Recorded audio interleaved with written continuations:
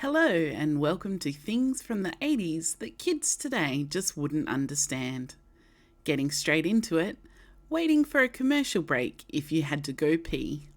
These days, you are likely watching your favourite program on a streaming service where you can just pause it if nature calls. But back in the day, you had to wait for a commercial and sprint to the bathroom, praying that your sister wasn't in there, hoping that you could make it back in time so you don't miss any of your show. This actually caused quite a problem in New York in 1983.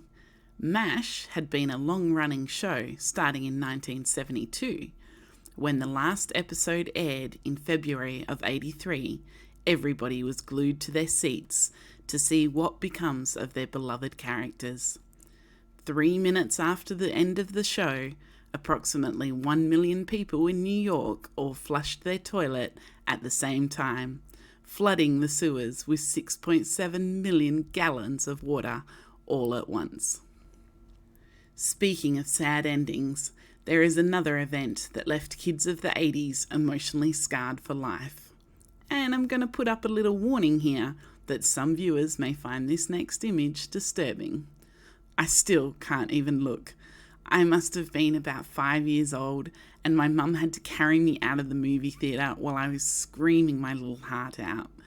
And she must have taken me back in because I remember her saying, look, the horse lives at the end," but I wasn't having a bar of it. I couldn't watch this movie again until I was 21, and my housemate said that the horse does come back at the end and sat me down to watch it. But oh my gosh, why do they put this stuff in children's movies? Moving on to something nicer, today's child can take 100 photos or more and then decide which one is best. But back in the day, each photograph in a roll of film was precious. When you purchased your roll of film, I believe the standard was 24 or 36 photos. The canister was loaded into the back of the camera and a little pull tab was pulled out to get the roll started. Once you'd taken your 24 or 36 photos, you then had to put it in to be developed, and this usually took a couple of days unless you paid extra for a one-day rush.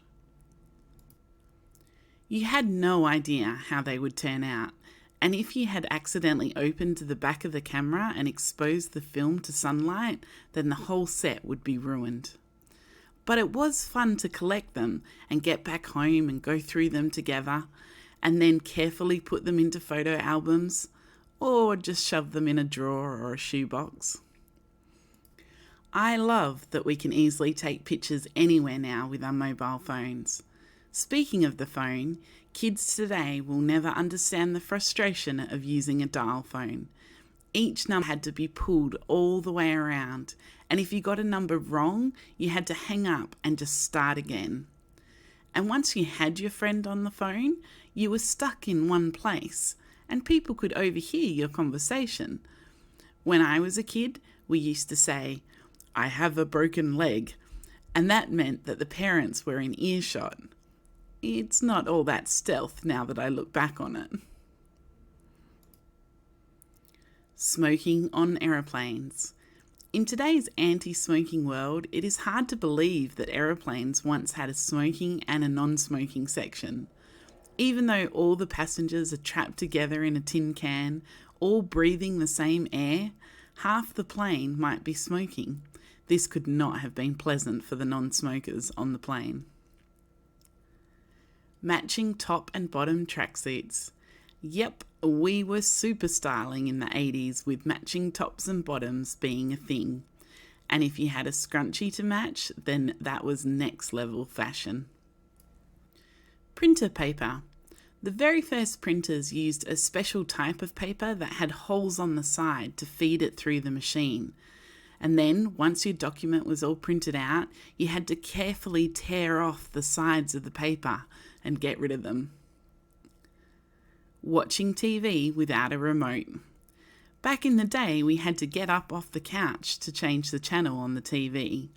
It wasn't too bad since there weren't too many television channels to choose from. In Perth, Australia, where I grew up, we only had 4 channels to choose from anyway. Perth didn't get a fifth channel until 1988.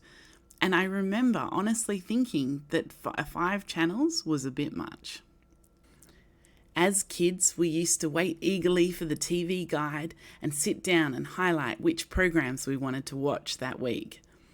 It was all very exciting when we got our first TV remote, which I think must have been around 1984, but it was attached with a really short cord to the television, and it didn't reach the couch, so we had to sit on the floor to use it.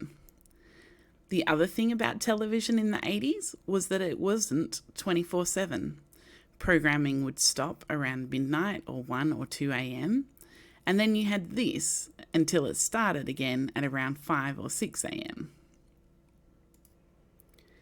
Because TV was limited, going to Blockbuster for videos was very exciting. There was usually a deal of 2 new releases that would be due back the next day and 5 weekly rentals. It was agonising deciding which movies to get, and worse if it had to be split between you and your sibling. I remember spending hours walking the aisles trying to make my choices. I had no idea that I would grow up to have all these different streaming services and could watch anything I want whenever I want to. Getting burnt on the metal slide in summer.